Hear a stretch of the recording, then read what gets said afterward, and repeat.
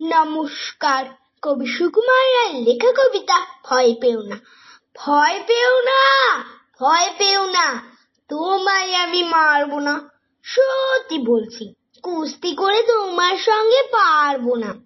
মনটা আমার বড্ড নরম, হাড়ে আমার রাখতিনি, তোমায় আমি চিবিয়ে খাবো এমন আমার 7 দিনে।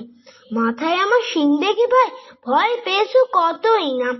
জানো না মোর মাথার ব্যারাম, কাউকে আমি গোতই না।